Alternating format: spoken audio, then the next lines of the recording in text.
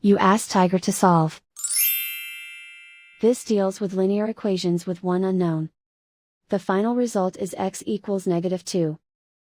Let's solve it step by step. Simplify the expression. Break up the fraction. Isolate the x. Multiply both sides by x+8. Expand the parentheses. Simplify the arithmetic. Multiply by 0.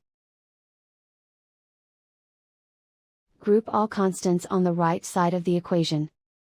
Subtract 2 from both sides. Simplify the arithmetic.